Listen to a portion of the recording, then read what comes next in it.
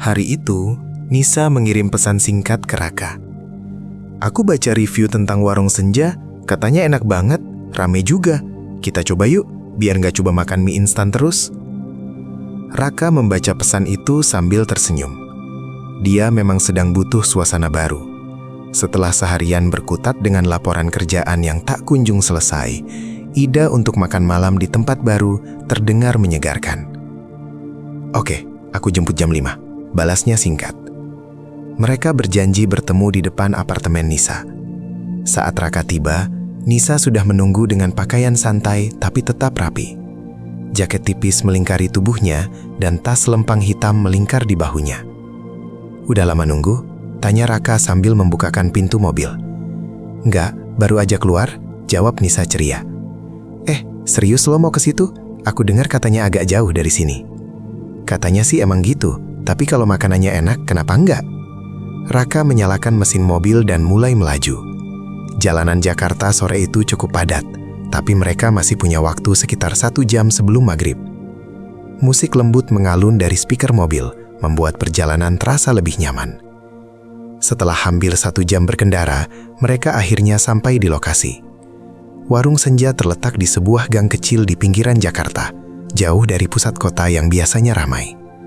Namun, begitu mereka memasuki area parkir, mereka langsung menyadari bahwa restoran ini bukan sembarang tempat. Parkiran penuh sesak dengan motor dan mobil, dan beberapa orang bahkan harus parkir di pinggir jalan. Wah, ternyata beneran rame ya, komentar Nisa sambil melihat sekeliling. Yoi, kayaknya kita harus buru-buru cari tempat duduk, kata Raka sambil mengunci mobil. Begitu masuk ke dalam restoran, mereka langsung disambut oleh suasana yang aneh.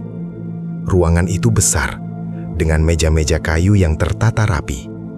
Di dinding-dinding tergantung lukisan-lukisan tua yang tampak usang, seperti gambar pemandangan senja yang pudar. Lampu-lampu gantung memberikan cahaya temaram, menciptakan atmosfer yang hangat, tapi juga sedikit misterius. Yang paling mengejutkan adalah para pengunjung. Restoran itu benar-benar penuh sesak, tapi ada sesuatu yang tidak biasa. Beberapa orang mengenakan pakaian putih kusam yang mirip kain kafan. Ada juga yang duduk diam tanpa menyentuh makanan mereka, hanya menatap lurus ke depan seolah tak bernyawa. Wajah-wajah mereka pucat, matanya kosong, dan gerakan mereka sangat lambat. Kok rasanya aneh ya? Gumam Nisa pelan. Aneh gimana? Tanya Raka sambil melihat sekeliling. Entahlah, rasanya dingin, kayak ada yang gak beres. Seorang pelayan tua mendekati mereka. Pria itu tersenyum ramah, tapi ada sesuatu dalam senyumnya yang membuat Nisa merasa tidak nyaman. Selamat datang di warung senja, silahkan ikut saya, katanya dengan suara pelan.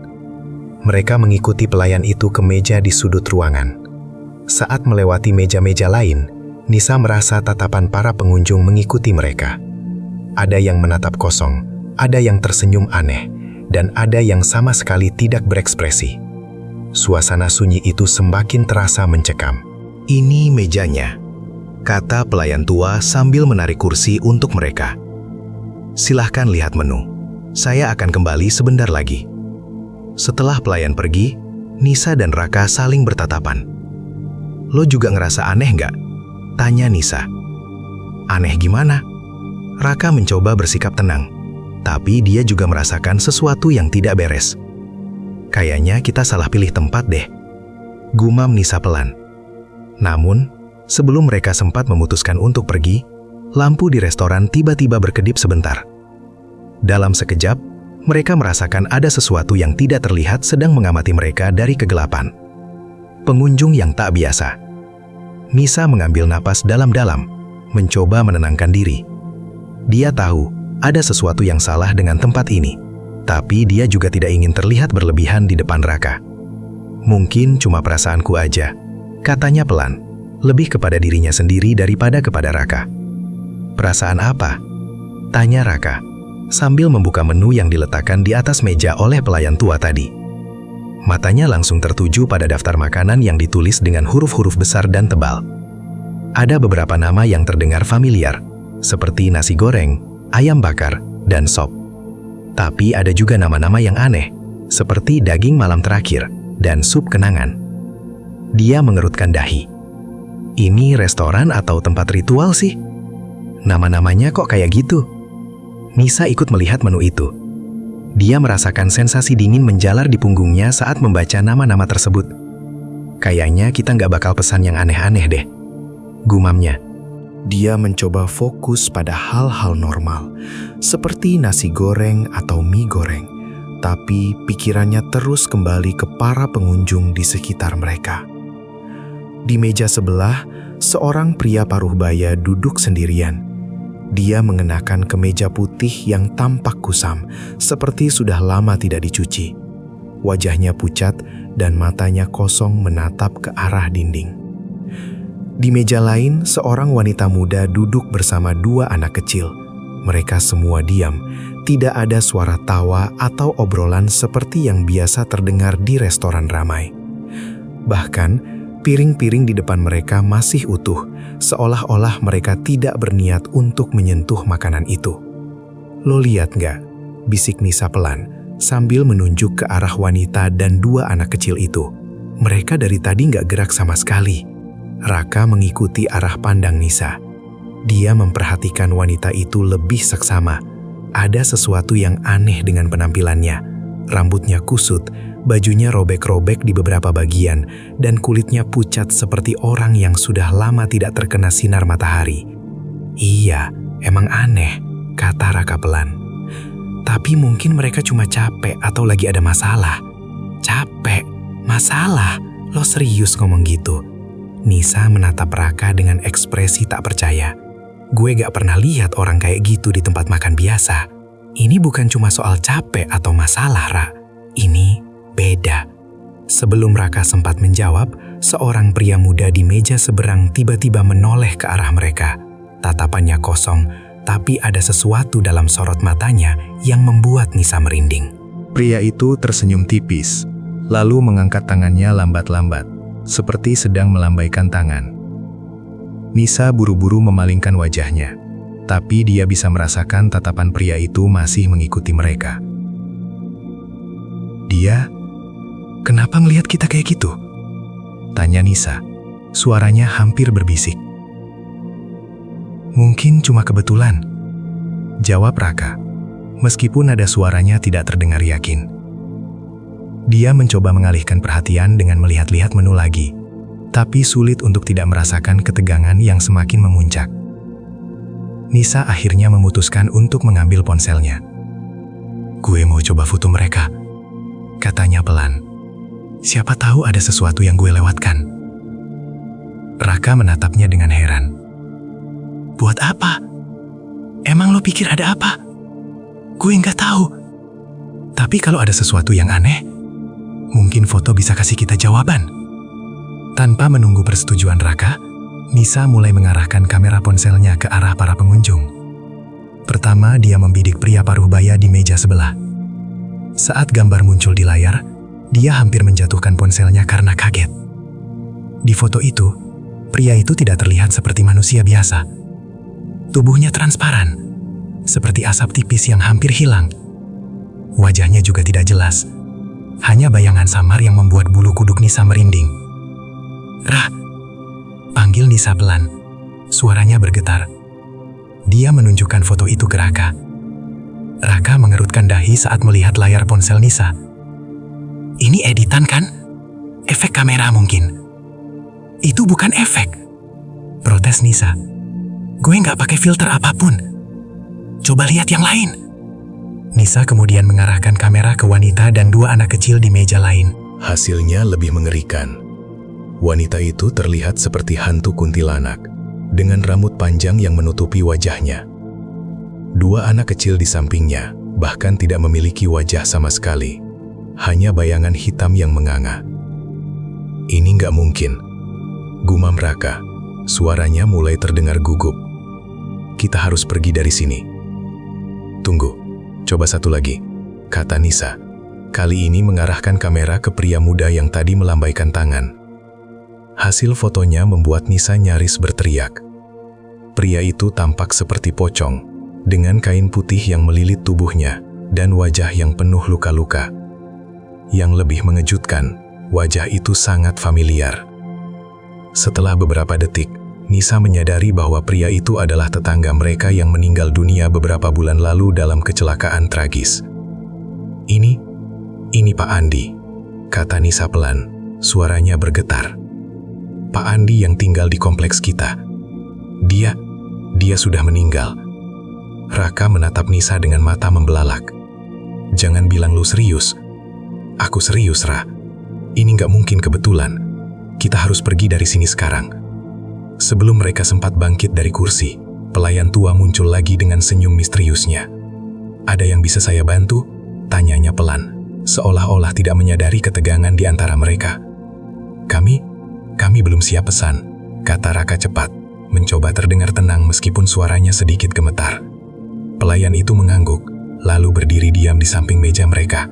Tatapannya tertuju pada ponsel di tangan Nisa. Foto-foto di sini kadang bisa menunjukkan hal-hal yang tidak terlihat oleh mata biasa, katanya pelan. Suaranya seperti bisikan angin malam. Nisa dan Raka saling bertatapan, tidak tahu harus berkata apa. Mereka merasa seperti terperangkap dalam situasi yang tidak bisa mereka kendalikan. Kami mau pergi, kata Nisa akhirnya. Suaranya terdengar lebih tegas. Oh, sayang sekali, kata pelayan itu. Senyumnya semakin lebar. Tapi, jika kalian sudah sampai di sini, rasanya sia-sia kalau tidak mencoba makanan kami. Lagi pula, kalian sudah terpilih untuk menjadi tamu istimewa malam ini. Terpilih? Tanya Raka, suaranya penuh keraguan. Pelayan itu tidak menjawab. Dia hanya tersenyum, lalu berjalan pergi tanpa mengatakan apa-apa lagi. Nisa dan Raka duduk dalam diam, tidak tahu harus berbuat apa. Mereka ingin pergi, tapi entah kenapa ada sesuatu yang membuat mereka sulit bergerak. Suasana di restoran semakin sunyi, dan para pengunjung lainnya terus menatap mereka dengan tatapan kosong yang membuat bulu kuduk merinding. Menu makanan yang aneh. Setelah percakapan singkat dengan pelayan tua, suasana di meja Raka dan Nisa semakin tegang. Pria itu telah pergi tanpa memberikan jawaban jelas tentang apa yang dimaksud dengan tamu istimewa. Tapi kata-katanya terus terngiang di kepala mereka. Nisa masih memegang ponselnya erat-erat, sementara Raka mencoba menenangkan diri dengan membaca menu lagi. Namun, kali ini dia tidak bisa mengabaikan keanehan dari nama-nama makanan yang tertulis di situ. Daging malam terakhir, gumam Raka pelan. Suaranya terdengar ragu-ragu. Ini maksudnya apa? Apa cuma gimmick marketing aja? Nisa mengambil menu dari tangan Raka dan membacanya lebih teliti. Ada beberapa nama lain yang juga membuatnya merinding. Sup kenangan, nasi penghabisan, minuman senja. Semua nama itu terdengar seperti metafora kematian, bukan sekedar deskripsi makanan biasa. Dia melihat ke arah Raka dengan ekspresi cemas. Gue nggak yakin kita harus pesan apapun di sini. Tapi kita sudah sampai sejauh ini, kata Raka, meskipun nada suaranya tidak terlalu yakin. Kalau kita langsung pergi begitu aja, kayaknya nggak sopan. Lagian, kita kan lapar. Nisa menghela napas panjang. Dia tahu Raka benar. Mereka sudah datang jauh-jauh ke tempat ini dan perut mereka mulai terasa kosong. Tapi ada sesuatu dalam hatinya yang terus berbisik untuk tidak memesan apapun. Oke, tapi kita pesan yang biasa-biasa aja ya. Jangan yang aneh-aneh. Raka mengangguk setuju. Mereka akhirnya memutuskan untuk memesan nasi goreng dan mie goreng. Dua menu yang tampak normal dibandingkan dengan nama-nama misterius lainnya. Setelah menyerahkan daftar pesanan kepada pelayan tua yang kembali mendekati meja mereka, Nisa dan Raka duduk dalam diam, saling bertukar pandang penuh ketidakpastian. Beberapa menit kemudian, pelayan tua itu kembali dengan dua piring makanan di tangannya. Dia meletakkannya di atas meja dengan gerakan lambat, hampir seperti ritual. Nasi goreng dan mie goreng yang disajikan tampak lezat pada pandangan pertama. Warnanya menggugah selera, dan aroma rempah-rempahnya cukup kuat untuk membuat perut mereka bergemuruh. Namun, saat Nisa mencoba mencium aroma makanan itu lebih dekat, dia merasakan sesuatu yang tidak biasa. bau masakan itu bercampur dengan aroma lain yang tidak menyenangkan, seperti bau tanah basah dan kayu lapuk. "Lo cium gak?" tanya Nisa pelan, hidungnya sedikit mengerut. "Apa?" Raka mencium-cium udara di sekitarnya, lalu menggeleng. "Kayaknya sih cuma bumbu dapur biasa." "Bukan cuma bumbu, ada bau lain. Kayak tanah basah atau apa gitu." Raka mencoba mencium lagi, tapi dia tidak bisa merasakan apa yang Nisa maksud. "Mungkin lo cuma kelelahan. Coba makan dulu, biar kita cepat keluar dari sini." Nisa mengambil garpu dan mencoba mencicipi nasi goreng itu. Saat suapan pertama masuk ke mulutnya, dia langsung merasakan sensasi aneh. Rasanya bukan seperti nasi goreng biasa. Teksturnya lembut, hampir seperti bubur, tapi ada rasa asin yang sangat kuat, hampir seperti garam yang terlalu banyak. Lebih parah lagi, ada sesuatu yang tidak bisa dia deskripsikan. Rasa itu mirip dengan logam dingin yang tertelan tanpa sengaja. "Gimana rasanya?" tanya Raka, yang juga sudah mulai makan mie gorengnya. "Aneh," jawab Nisa singkat. Dia mencoba mengunyah lebih lama, tapi semakin lama, dia merasakan bahwa makanan itu bukan hanya aneh, melainkan juga tidak wajar. "Kita serius mau lanjut makan ini?" Raka mengangkat bahunya. "Aku nggak tahu, rasanya sih enak, cuma agak beda aja." Nisa menatap piringnya dengan curiga. Dia mencoba mencari sesuatu yang tidak biasa, tapi tidak menemukan apa-apa. Makanan itu tampak normal, meskipun rasanya tidak. Dia melihat ke sekeliling, memperhatikan para pengunjung lain yang juga sedang makan. Beberapa di antaranya makan dengan lahap, tapi ada juga yang hanya menatap piring mereka tanpa menyentuh makanan sama sekali. "Ra, lihat mereka," bisik Nisa pelan, menunjuk ke arah wanita dan 2 anak kecil yang tadi mereka lihat. Wanita itu masih duduk diam, tapi kali ini dia mulai mengangkat sendoknya perlahan-lahan. Gerakannya sangat lambat, seperti sedang menjalankan ritual. 2 anak kecil di sampingnya tetap diam, tidak menyentuh makanan mereka sama sekali. "Kenapa mereka nggak makan?" tanya Raka, suaranya pelan. "Gue nggak tahu, tapi kayaknya kita nggak sendirian yang merasa aneh sama makanan ini." Sebelum mereka sempat melanjutkan pembicaraan, lampu di restoran tiba-tiba berkedip. Ruangan yang tadinya temaram menjadi lebih gelap, dan suara-suara halus mulai terdengar dari arah meja-meja lain.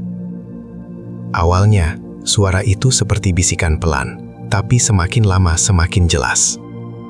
Ada jeritan kesakitan, ada permohonan tolong, dan ada suara tangis yang memilukan. "Lo denger itu?" tanya Nisa, suaranya bergetar. "Iya," jawab Raka, matanya melebar karena ketakutan. "Kita harus pergi dari sini, sekarang." Namun sebelum mereka sempat bangkit dari kursi, lampu di restoran padam sepenuhnya. Kegelapan menyelimuti ruangan, dan suara-suara itu semakin keras. Nisa meraih tangan Raka erat-erat, mencoba menenangkan diri, meskipun jantungnya berdegup kencang. Beberapa detik kemudian, lampu kembali menyala. Saat mereka membuka mata, mereka langsung disambut oleh pemandangan yang membuat darah mereka berhenti mengalir. Para pengunjung di sekitar mereka sudah berubah penampilannya. Pria paruh baya di meja sebelah kini tampak seperti pocong dengan kain putih yang melilit tubuhnya. Wanita dan 2 anak kecil di meja lain kini terlihat seperti kuntilanak dan hantu anak-anak. Bahkan, pria muda yang tadi melambaikan tangan kini tampak seperti sosok hantu dengan wajah penuh luka. Ini nggak mungkin, gumam Raka. Suaranya nyaris tak terdengar. "Kita harus pergi," teriak Nisa, mencoba bangkit dari kursi. Tapi entah kenapa, tubuh mereka terasa berat, seperti ada kekuatan tak terlihat yang menahan mereka. Pelayan tua muncul lagi di dekat meja mereka. Senyumnya semakin lebar. "Jangan buru-buru pergi," katanya pelan. "Kalian belum menyelesaikan santapan kalian." Kejanggalan semakin nyata. Lampu di restoran kembali menyala, tapi cahayanya tidak lagi memberikan rasa nyaman. Sebaliknya, cahaya temaram itu justru membuat suasana semakin mencekam. Nisa dan Raka duduk terpaku di kursi mereka. Mata mereka melebar menatap para pengunjung yang kini berubah menjadi makhluk-makhluk mengerikan. pocong, kuntilanak, hantu anak-anak, semua ada di sana. Duduk dengan tenang seolah-olah mereka adalah manusia biasa. Ini nggak mungkin, gumam Raka lagi. Suaranya serak seperti orang kehabisan napas. Dia mencoba meyakinkan dirinya sendiri bahwa ini hanya ilusi atau halusinasi. Tapi ketika dia melihat wajah pria paruh baya yang kini tampak seperti pocong dengan kain putih kotor melilit tubuhnya, dia tahu ini bukan sekedar imajinasi. Nisa tidak bisa berkata apa-apa. Mulutnya terbuka, tapi tidak ada suara yang keluar. Matanya terpaku pada wanita dan dua anak kecil di meja sebelah. Wanita itu kini memiliki rambut panjang yang menutupi wajahnya.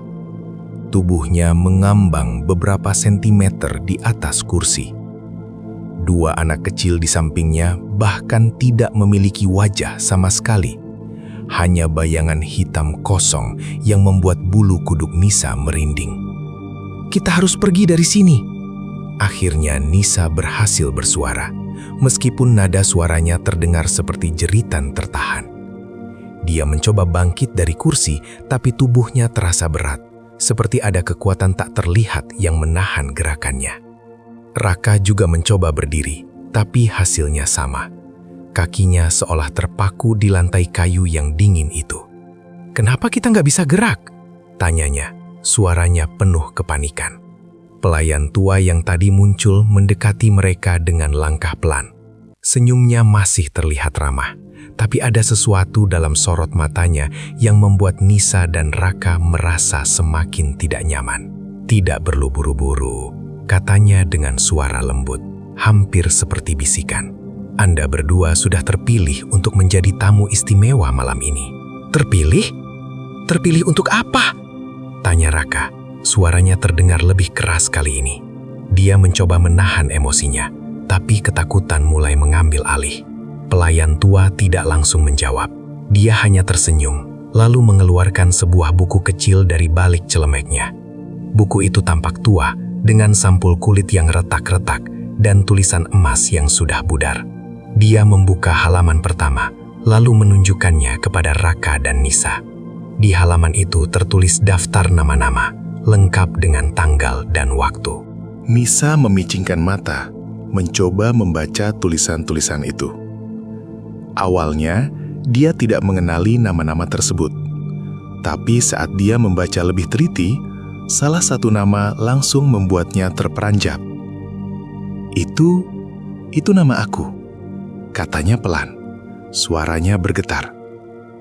Raka ikut melihat daftar itu. Betul saja, nama Nisa tertulis di sana, disertai dengan tanggal hari itu. Di bawahnya tertulis nama Raka dengan tanggal yang sama. Di kolom keterangan tertulis kata-kata yang membuat mereka merinding. "Tamu istimewa, santapan terakhir." "Apa maksudnya ini?" tanya Raka, suaranya penuh kemarahan. "Apa lu main-main sama kami?" Pelayan tua hanya tersenyum lagi, lalu menutup buku itu perlahan. "Anda berdua sudah dipilih oleh Senja," katanya pelan. "Restoran ini adalah tempat di mana mereka yang telah meninggalkan dunia fana datang untuk menikmati santapan terakhir mereka sebelum melanjutkan perjalanan ke alam baka." "Meninggalkan dunia fana?" ulang Nisa, suaranya seperti bisikan. "Maksud lo, kita sudah..." "Ya," potong pelayan tua dengan nada datar. "Anda berdua sudah meninggal dunia." Raka dan Nisa saling bertatapan, tidak percaya dengan apa yang baru mereka dengar. Mereka mencoba mengingat-ingat kejadian sebelum tiba di restoran ini, tapi ingatan mereka terasa kabur. Yang mereka ingat hanyalah perjalanan menuju warung senja, lalu tiba-tiba mereka sudah berada di dalam restoran ini. "Kalau kita sudah meninggal, kenapa kita nggak sadar?" tanya Raka, suaranya penuh keraguan. "Itu karena jiwa Anda belum sepenuhnya siap untuk menerima kenyataan," jawab pelayan tua. Warung senja adalah tempat di mana jiwa-jiwa yang belum siap meninggalkan dunia fana berkumpul. Di sini, mereka diberi kesempatan untuk menerima takdir mereka dengan cara yang damai. Nisa menundukkan kepala. Air mata mulai mengalir di pipinya. dia merasa seperti sedang bermimpi buruk yang tidak ada habisnya. Jadi, kita benar-benar sudah mati? Pelayan tua mengangguk pelan. Ya, Anda berdua meninggal dalam kecelakaan mobil di jalan menuju sini. Tapi jangan khawatir, Anda tidak akan merasakan sakit lagi. Ini adalah proses alami, bagian dari perjalanan setiap jiwa. Raka mencoba menahan emosinya, tapi rasanya sulit. Dia merasa marah, bingung, dan takut sekaligus. Kenapa kita nggak ingat apa-apa? Kenapa kita cuma dibawa ke sini tanpa penjelasan? Itu karena pikiran Anda masih terjebak dalam ilusi dunia fana, jawab pelayan tua. Tapi sekarang, Anda sudah mulai menyadari kebenaran. Nikmatilah santapan terakhir Anda, lalu Anda akan siap untuk melanjutkan perjalanan. Nisa dan Raka duduk dalam diam, tidak tahu harus berkata apa. Mereka merasa seperti terperangkap dalam situasi yang tidak bisa mereka kendalikan. Suasana di restoran semakin sunyi, hanya ada suara-suara halus yang terdengar dari arah meja-meja lain, suara tangis, jeritan, dan bisikan yang membuat bulu kuduk merinding. Kita nggak punya pilihan lain ya? Tanya Nisa pelan, suaranya penuh keputusasaan. Tidak, jawab pelayan tua. Tapi jangan takut, ini adalah bagian dari perjalanan Anda. Setelah ini, semua akan lebih baik. Wajah-wajah yang dikenali. Setelah penjelasan pelayan tua, suasana di meja Raka dan Nisa semakin berat. Mereka duduk dalam diam, mencoba mencerna kenyataan bahwa mereka sudah meninggal dunia. Pikiran mereka dipenuhi oleh pertanyaan-pertanyaan tanpa jawaban. Bagaimana bisa mereka tidak menyadari kecelakaan itu? Kenapa mereka masih merasa seperti manusia biasa? Dan yang paling penting, apa yang akan terjadi setelah ini? Lo nggak ingat apa-apa? Tanya Raka pelan. Suaranya terdengar kosong. Dia menatap Nisa dengan mata penuh harap, seolah-olah dia berharap ada sedikit cahaya di tengah kegelapan. Nisa menggeleng perlahan. Enggak, gue cuma ingat kita lagi di jalan. Terus, ya udah, gue nggak ingat apa-apa lagi. Dia menundukkan kepala, air mata mulai mengalir lagi. Gue nggak siap buat ini, Ra. Gue nggak siap mati. Raka mencoba menenangkan dirinya sendiri, meskipun hatinya juga hancur. Dia memegang tangan Nisa erat-erat, mencoba memberikan sedikit kekuatan meskipun dia sendiri merasa rapuh. Kita harus cari cara buat keluar dari sini, katanya, meskipun ada suaranya tidak terdengar yakin. Keluar dari sini? Gimana caranya? Kita bahkan gak bisa gerak tadi, balas Nisa, suaranya penuh frustrasi. Sebelum mereka sempat melanjutkan pembicaraan, sebuah suara halus terdengar dari arah meja sebelah.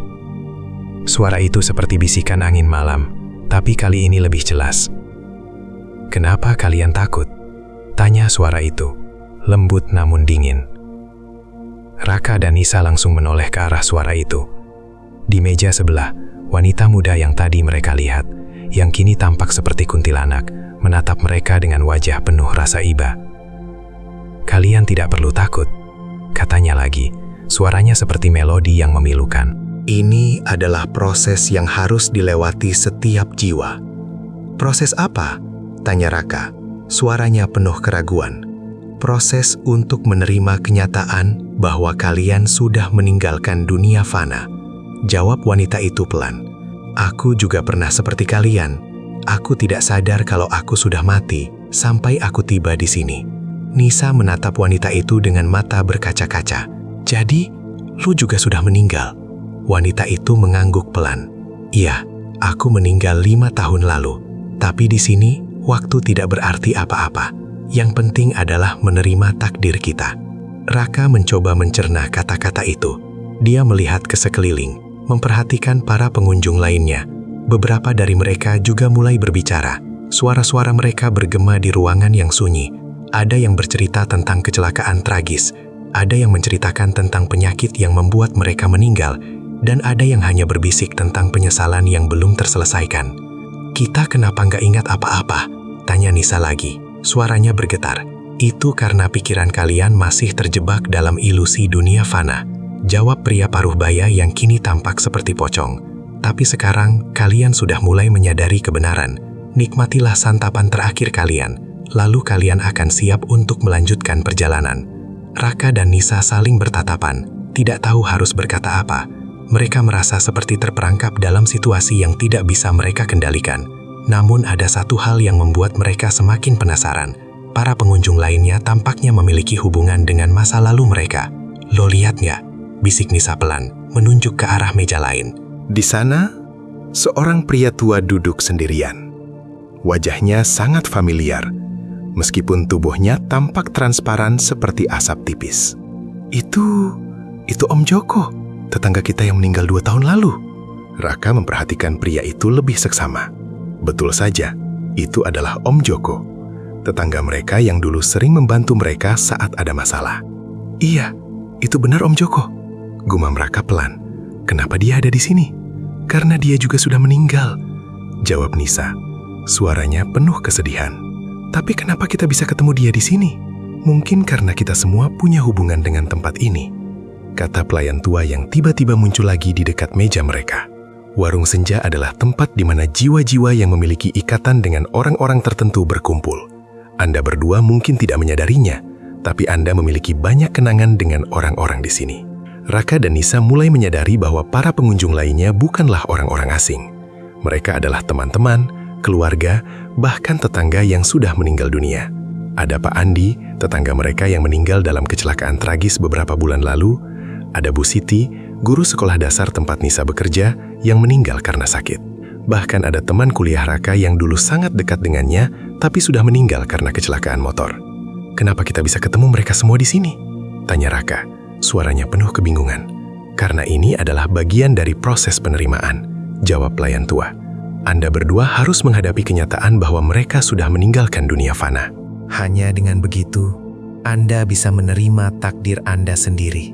Nisa menatap para pengunjung lainnya dengan mata berkaca-kaca. Dia merasa seperti sedang bermimpi buruk yang tidak ada habisnya. "Gue nggak siap buat ini," katanya pelan. Suaranya penuh keputusasaan. "Kita nggak punya pilihan lain," balas Raka.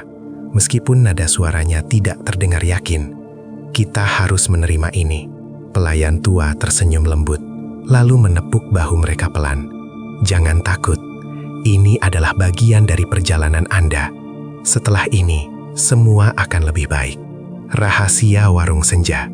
Setelah menyadari bahwa para pengunjung lainnya adalah orang-orang yang sudah meninggal dunia dan memiliki hubungan dengan masa lalu mereka, Raka dan Nisa merasa semakin terjebak dalam situasi yang tidak mereka kendalikan.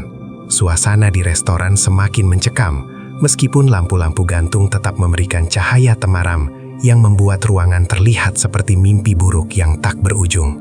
"Kenapa kita nggak bisa keluar dari sini?" tanya Nisa pelan. Suaranya penuh keputusasaan. Dia mencoba bangkit dari kursi lagi, tapi tubuhnya masih terasa berat, seperti ada kekuatan tak terlihat yang menahannya. Raka juga mencoba bergerak, tapi hasilnya sama. "Aku nggak tahu nih, ini kayak kita terjebak." Pelayan tua kembali mendekati mereka dengan langkah pelan. Senyumnya masih terlihat ramah, tapi ada sesuatu dalam sorot matanya yang membuat Nisa dan Raka merasa semakin tidak nyaman. "Anda berdua tidak akan bisa keluar dari sini sampai Anda benar-benar siap untuk menerima takdir Anda," katanya pelan. Suaranya seperti bisikan angin malam. "Maksud lo apa? Apa kita harus tinggal di sini selamanya?" tanya Raka.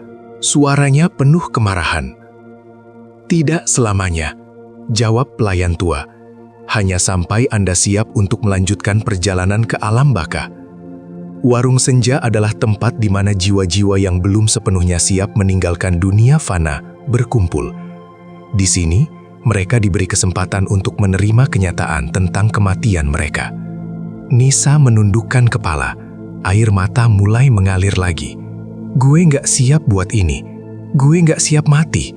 Itu wajar," kata pelayan tua. Banyak jiwa yang datang ke sini juga merasa seperti itu pada awalnya. Tapi percayalah, setelah Anda menerima takdir Anda, semua akan lebih baik. Raka mencoba menenangkan dirinya sendiri, meskipun hatinya juga hancur. Dia memegang tangan Nisa erat-erat, mencoba memberikan sedikit kekuatan, meskipun dia sendiri merasa rapuh. Kita harus cari cara buat keluar dari sini, katanya. Meskipun nada suaranya tidak terdengar yakin. Keluar dari sini? Gimana caranya? Kita bahkan gak bisa gerak tadi, balas Nisa. Suaranya penuh frustrasi. Sebelum mereka sempat melanjutkan pembicaraan, sebuah suara halus terdengar dari arah meja sebelah. Suara itu seperti bisikan angin malam, tapi kali ini lebih jelas. Kenapa kalian takut? Tanya suara itu, lembut namun dingin. Raka dan Nisa langsung menoleh ke arah suara itu. Di meja sebelah, wanita muda yang kini tampak seperti kuntilanak menatap mereka dengan wajah penuh rasa iba. Kalian tidak perlu takut, katanya lagi. Suaranya seperti melodi yang memilukan. Ini adalah proses yang harus dilewati setiap jiwa. Proses apa? Tanya Raka. Suaranya penuh keraguan. Proses untuk menerima kenyataan bahwa kalian sudah meninggalkan dunia fana. Jawab wanita itu pelan. Aku juga pernah seperti kalian. Aku tidak sadar kalau aku sudah mati sampai aku tiba di sini. Nisa menatap wanita itu dengan mata berkaca-kaca. Jadi, lo juga sudah meninggal? Wanita itu mengangguk pelan. Ya, aku meninggal 5 tahun lalu. Tapi di sini, waktu tidak berarti apa-apa. Yang penting adalah menerima takdir kita. Raka mencoba mencerna kata-kata itu. Dia melihat ke sekeliling, memperhatikan para pengunjung lainnya. Beberapa dari mereka juga mulai berbicara. Suara-suara mereka bergema di ruangan yang sunyi. Ada yang bercerita tentang kecelakaan tragis. Ada yang menceritakan tentang penyakit yang membuat mereka meninggal. Dan ada yang hanya berbisik tentang penyesalan yang belum terselesaikan. Kita kenapa nggak ingat apa-apa? Tanya Nisa lagi. Suaranya bergetar. Itu karena pikiran kalian masih terjebak dalam ilusi dunia fana. Jawab pria paruh baya yang kini tampak seperti pocong. Tapi sekarang, kalian sudah mulai menyadari kebenaran. Nikmatilah santapan terakhir kalian, lalu kalian akan siap untuk melanjutkan perjalanan. Raka dan Nisa saling bertatapan, tidak tahu harus berkata apa. Mereka merasa seperti terperangkap dalam situasi yang tidak bisa mereka kendalikan. Namun, ada satu hal yang membuat mereka semakin penasaran. Para pengunjung lainnya tampaknya memiliki hubungan dengan masa lalu mereka. Lo lihat gak? Bisik Nisa pelan, menunjuk ke arah meja lain. Di sana, seorang pria tua duduk sendirian. Wajahnya sangat familiar, meskipun tubuhnya tampak transparan seperti asap tipis. Itu Om Joko, tetangga kita yang meninggal 2 tahun lalu. Raka memperhatikan pria itu lebih seksama. Betul saja, itu adalah Om Joko, tetangga mereka yang dulu sering membantu mereka saat ada masalah. Iya, itu benar Om Joko, gumam Raka pelan. Kenapa dia ada di sini? Karena dia juga sudah meninggal, jawab Nisa, suaranya penuh kesedihan. Tapi kenapa kita bisa ketemu dia di sini? Mungkin karena kita semua punya hubungan dengan tempat ini, kata pelayan tua yang tiba-tiba muncul lagi di dekat meja mereka. Warung senja adalah tempat di mana jiwa-jiwa yang memiliki ikatan dengan orang-orang tertentu berkumpul. Anda berdua mungkin tidak menyadarinya, tapi Anda memiliki banyak kenangan dengan orang-orang di sini. Raka dan Nisa mulai menyadari bahwa para pengunjung lainnya bukanlah orang-orang asing. Mereka adalah teman-teman, keluarga, bahkan tetangga yang sudah meninggal dunia. Ada Pak Andi, tetangga mereka yang meninggal dalam kecelakaan tragis beberapa bulan lalu. Ada Bu Siti, guru sekolah dasar tempat Nisa bekerja, yang meninggal karena sakit. Bahkan ada teman kuliah Raka yang dulu sangat dekat dengannya, tapi sudah meninggal karena kecelakaan motor. Kenapa kita bisa ketemu mereka semua di sini? Tanya Raka, suaranya penuh kebingungan.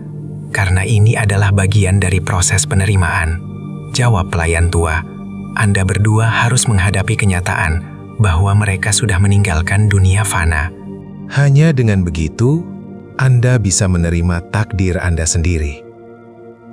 Nisa menatap para pengunjung lainnya dengan mata berkaca-kaca. Dia merasa seperti sedang memimpi buruk yang tidak ada habisnya. "Gue nggak siap buat ini," katanya pelan. Suaranya penuh keputusasaan. "Kita nggak punya pilihan lain," balas Raka. Meskipun nada suaranya tidak terdengar yakin. "Kita harus menerima ini." Pelayan tua tersenyum lembut, lalu menepuk bahu mereka pelan. "Jangan takut.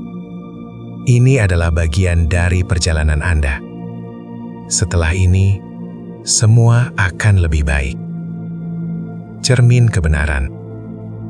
Setelah penjelasan panjang dari pelayan tua dan para pengunjung lainnya, Raka dan Nisa duduk dalam diam. Mereka mencoba mencerna semua informasi yang baru saja mereka terima. Tapi rasanya seperti otak mereka menolak untuk menerima kenyataan itu. Pikiran mereka dipenuhi oleh pertanyaan-pertanyaan tanpa jawaban. Bagaimana bisa mereka tidak menyadari bahwa mereka sudah meninggal? Kenapa mereka masih merasa seperti manusia biasa? Dan yang paling penting, apa yang akan terjadi setelah ini? "Gue nggak siap buat ini," gumam Nisa pelan. Suaranya bergetar. Dia menundukkan kepala. Air mata mulai mengalir lagi di pipinya. "Gue nggak siap mati." Raka mencoba menenangkan dirinya sendiri, meskipun hatinya juga hancur. Dia memegang tangan Nisa erat-erat, mencoba memberikan sedikit kekuatan, meskipun dia sendiri merasa rapuh. "Kita nggak punya pilihan lain nih," katanya pelan. "Kita harus menerima ini." Namun, ada sesuatu dalam diri Raka yang membuatnya tidak puas dengan jawaban-jawaban yang diberikan oleh pelayan tua dan para pengunjung lainnya. Dia merasa ada rahasia besar yang belum terungkap. Sesuatu yang lebih mengerikan daripada sekadar kematian mereka. "Ada satu hal yang gue nggak ngerti," kata Raka akhirnya. Suaranya terdengar lebih keras kali ini. "Kenapa kita nggak ingat apa-apa tentang kecelakaan itu? Kenapa kita cuma dibawa ke sini tanpa penjelasan?" Pelayan tua tersenyum lembut, lalu menunjuk ke arah sudut ruangan. Di sana ada sebuah cermin besar yang tampak usang, dengan bingkai kayu yang retak-retak. "Jika Anda ingin tahu jawabannya, lihatlah ke cermin itu," katanya pelan. Raka dan Nisa saling bertatapan, tidak yakin apakah mereka harus melakukannya. Tapi rasa penasaran mereka lebih besar daripada ketakutan. Mereka bangkit dari kursi mereka, lalu perlahan-lahan berjalan menuju cermin itu. Saat mereka mendekati cermin, suasana di restoran semakin sunyi. Suara-suara halus yang sebelumnya terdengar dari arah meja-meja lain tiba-tiba hilang, seolah-olah semua orang menunggu apa yang akan terjadi selanjutnya. Nisa merasakan bulu kuduknya merinding saat mereka berdiri di depan cermin. "Apa yang kita lihat di sini?" tanya Nisa pelan. Suaranya bergetar. "Lihat saja," jawab pelayan tua dari kejauhan. Suaranya seperti bisikan angin malam. Raka dan Nisa menatap cermin itu dengan cermat. Awalnya, mereka hanya melihat bayangan mereka sendiri, tapi ada sesuatu yang aneh. Wajah mereka terlihat pucat, tubuh mereka transparan seperti asap tipis, dan mereka mengenakan pakaian serba putih yang mirip kain kafan. Ini nggak mungkin," gumam Raka. Suaranya nyaris tak terdengar. Dia mencoba menyentuh wajahnya sendiri, tapi tangannya tidak terasa seperti biasa. Tangannya terlihat transparan, seperti asap yang hampir hilang. Nisa juga melihat bayangannya di cermin. Dia menatap wajahnya sendiri dengan mata berkaca-kaca. Gue udah mati," katanya pelan. Suaranya penuh keputusasaan. "Itu adalah kenyataan yang harus Anda terima," kata pelayan tua yang kini berdiri di belakang mereka. Anda berdua sudah meninggal dunia dalam kecelakaan mobil di jalan menuju sini. Tapi jiwa Anda masih terjebak dalam ilusi dunia fana, sehingga Anda tidak menyadarinya sampai sekarang. Raka dan Nisa saling bertatapan, tidak tahu harus berkata apa. Mereka merasa seperti sedang bermimpi buruk yang tidak ada habisnya. Semua kenangan tentang perjalanan mereka menuju warung senja tiba-tiba kembali ke pikiran mereka. Kecelakaan itu, rasa sakit yang singkat, dan kemudian kebingungan saat tiba di restoran ini. "Kenapa kita nggak sadar dari awal?" tanya Raka. Suaranya penuh kemarahan. "Karena pikiran Anda masih terjebak dalam ilusi dunia fana," jawab pelayan tua. "Tapi sekarang, Anda sudah mulai menyadari kebenaran. Nikmatilah santapan terakhir Anda, lalu Anda akan siap untuk melanjutkan perjalanan." Nisa menatap cermin itu dengan mata berkaca-kaca. Dia merasa seperti sedang melihat dirinya sendiri untuk pertama kalinya. Bukan sebagai manusia biasa, tapi sebagai jiwa yang sudah meninggalkan dunia fana. "Gue nggak siap buat ini," katanya pelan. Suaranya penuh keputusasaan. "Kita nggak punya pilihan lain," balas Raka, meskipun nada suaranya tidak terdengar yakin. "Kita harus menerima ini." Pelayan tua tersenyum lembut, lalu menepuk bahu mereka pelan. Kenyataan pahit. Setelah melihat bayangan mereka di cermin, Raka dan Nisa duduk kembali di kursi mereka dengan perasaan kosong. Tubuh mereka terasa lebih ringan, bukan karena lega, tapi karena mereka mulai menyadari bahwa mereka bukan lagi manusia biasa. Pikiran mereka dipenuhi oleh kenangan-kenangan yang sebelumnya tersembunyi di balik kabut ilusi dunia fana. Kecelakaan itu, rasa sakit yang singkat, dan kebingungan saat tiba di restoran ini, semua itu kini menjadi jelas. "Gue ingat semuanya," gumam Nisa pelan. Suaranya bergetar. Kita kecelakaan di jalan menuju sini. Truk besar itu datang dari arah berlawanan." Raka mengangguk pelan. Matanya menatap meja kayu di depannya tanpa benar-benar melihatnya. "Iya, aku juga ingat. Kita nggak sempat ngerem. Semuanya terjadi begitu cepat." Nisa menundukkan kepala. Air mata mulai mengalir lagi di pipinya. "Kenapa kita nggak sadar dari awal? Kenapa kita cuma dibawa ke sini tanpa penjelasan?" "Itu karena pikiran Anda masih terjebak dalam ilusi dunia fana," jawab pelayan tua yang kini duduk di dekat meja mereka. Suaranya tetap lembut, tapi ada sesuatu dalam nada bicaranya yang membuat Raka dan Nisa merasa semakin tidak nyaman. "Anda berdua belum siap untuk menerima kenyataan tentang kematian Anda. Warung senja adalah tempat di mana jiwa-jiwa seperti Anda berkumpul untuk menerima takdir mereka." "Tapi kenapa harus di sini?" tanya Raka. Suaranya penuh kemarahan. "Kenapa kita nggak langsung, entahlah, pergi ke alam baka atau apapun itu? Proses kematian tidak selalu mudah," jawab pelayan tua. "Ada jiwa-jiwa yang butuh waktu untuk menerima bahwa mereka sudah meninggalkan dunia fana. Ada yang butuh bertemu orang-orang yang mereka cintai. Ada yang butuh menghadapi penyesalan. Dan ada yang butuh menyelesaikan urusan yang belum terselesaikan. Disinilah peran warung senja. Kami memberikan kesempatan kepada jiwa-jiwa seperti Anda untuk menerima kenyataan dengan cara yang damai." Nisa menatap pelayan tua dengan mata berkaca-kaca. "Jadi, kita cuma tamu di sini. Tamu yang harus menerima kenyataan bahwa kita sudah mati." "Iya," jawab pelayan tua pelan. "Dan setelah Anda siap, Anda akan melanjutkan perjalanan ke alam baka." Raka mencoba menenangkan dirinya sendiri, meskipun hatinya juga hancur. Dia memegang tangan Nisa erat-erat, mencoba memberikan sedikit kekuatan, meskipun dia sendiri merasa rapuh.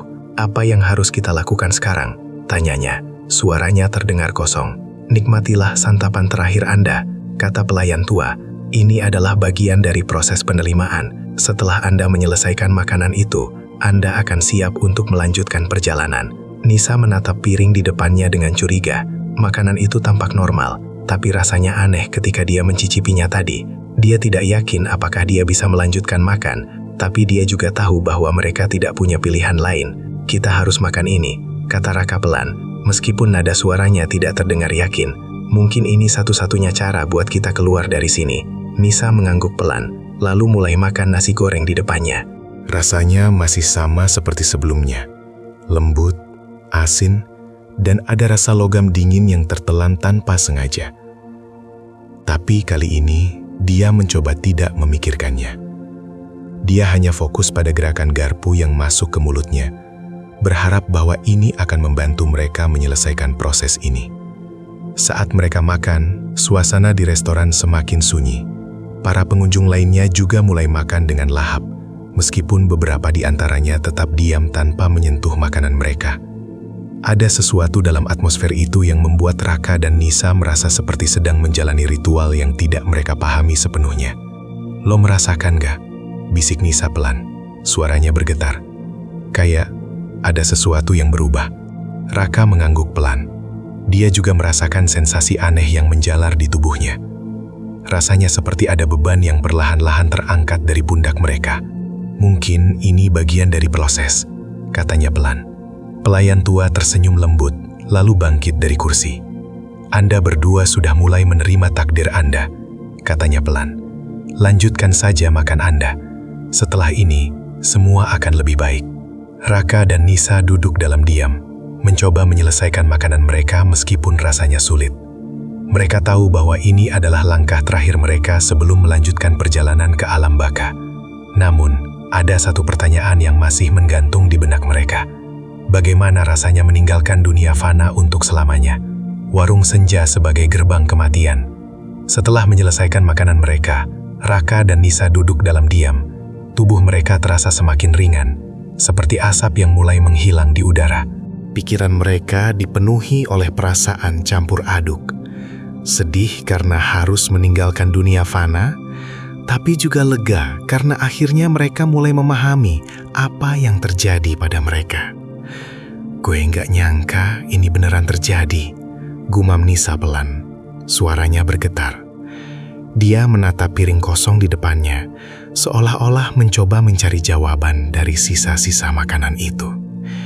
Kita udah mati." Raka mengangguk pelan, matanya menatap ke arah meja-meja lain. Para pengunjung yang tadinya tampak seperti makhluk halus, kini terlihat lebih damai. Beberapa di antaranya sudah mulai menghilang. Tubuh mereka perlahan-lahan memudar seperti asap tipis yang tersapu angin. "Aku juga nggak nyangka," katanya pelan. "Tapi mungkin ini emang bagian dari takdir kita." Pelayan tua mendekati mereka lagi dengan langkah pelan. Senyumnya masih terlihat ramah, tapi kali ini ada sesuatu dalam sorot matanya yang membuat Raka dan Nisa merasa tenang. "Anda berdua sudah mulai menerima takdir Anda," katanya pelan.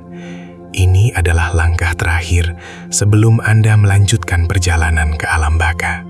"Langkah terakhir?" tanya Nisa. Suaranya penuh keraguan.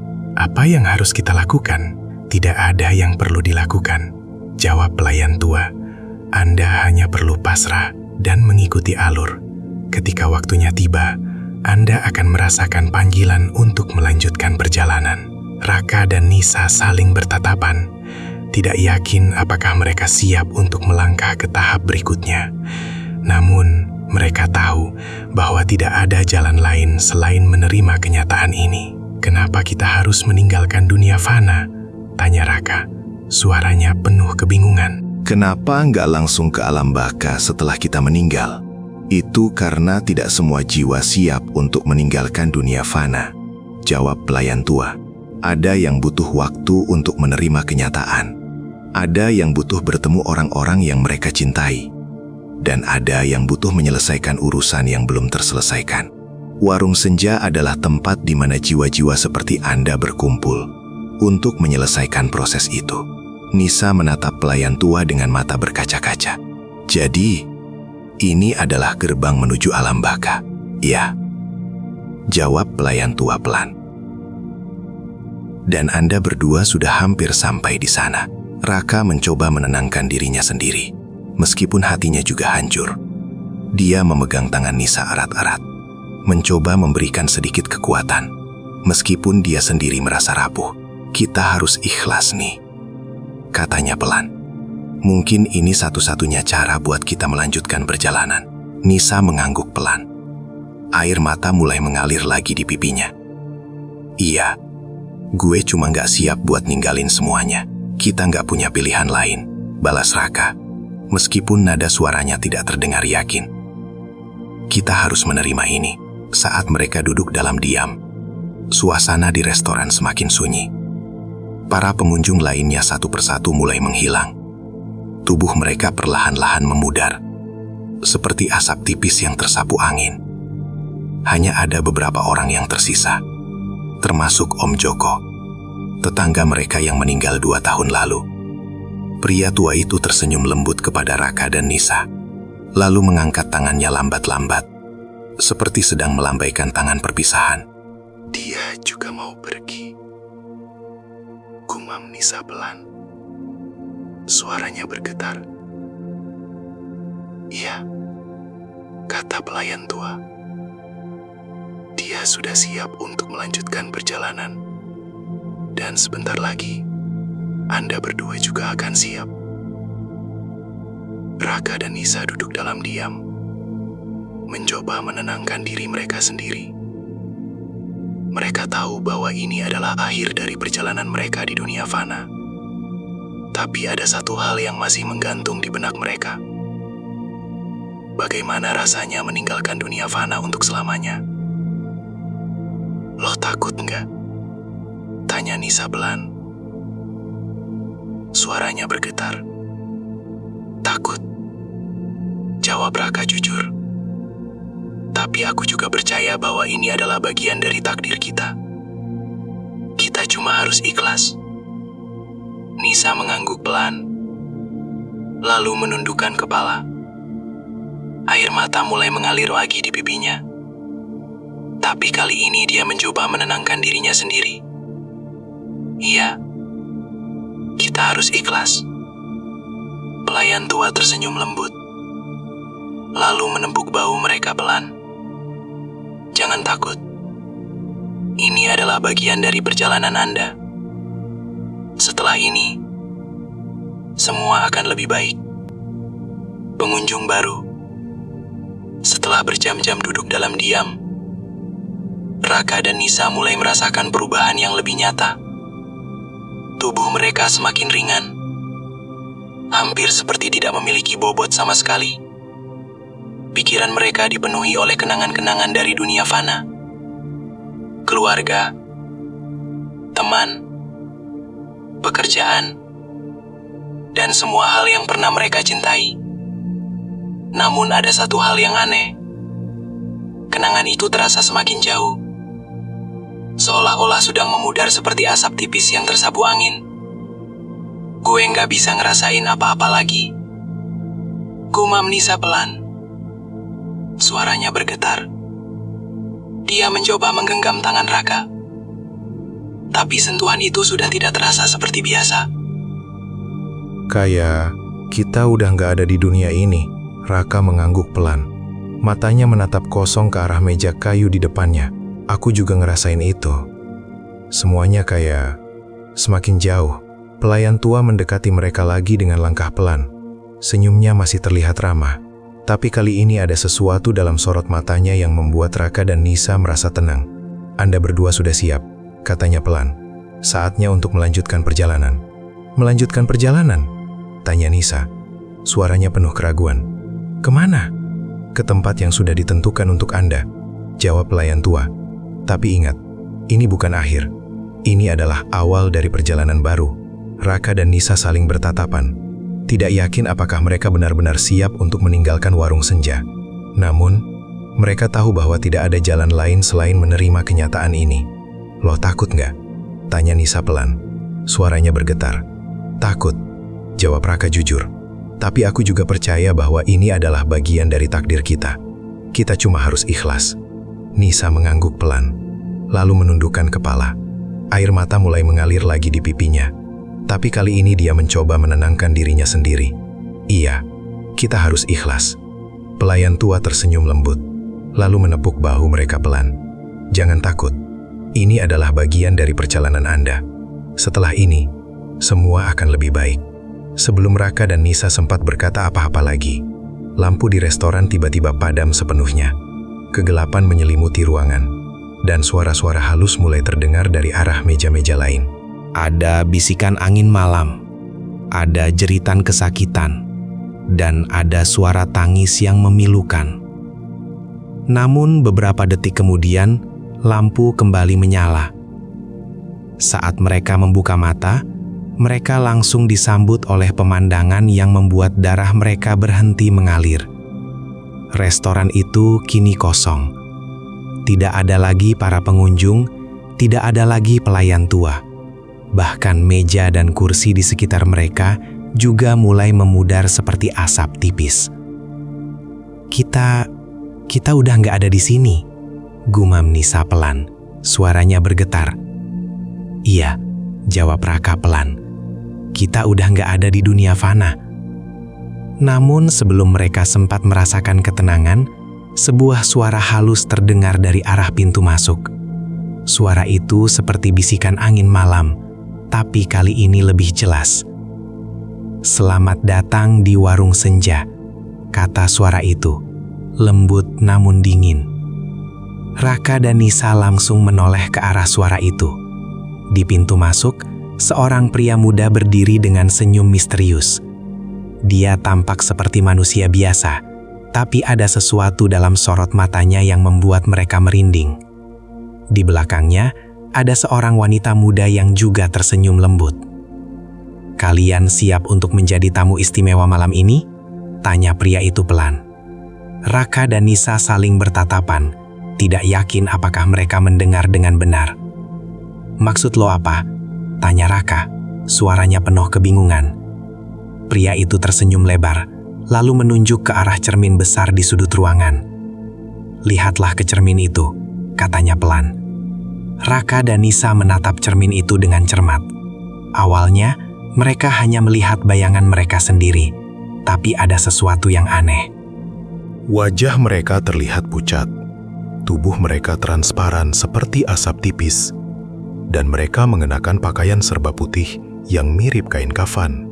Itu nggak mungkin, gumam Raka. Suaranya nyaris tak terdengar. Dia mencoba menyentuh wajahnya sendiri, tapi tangannya tidak terasa seperti biasa. Tangannya terlihat transparan, seperti asap yang hampir hilang. Nisa juga melihat bayangannya di cermin. Dia menatap wajahnya sendiri dengan mata berkaca-kaca.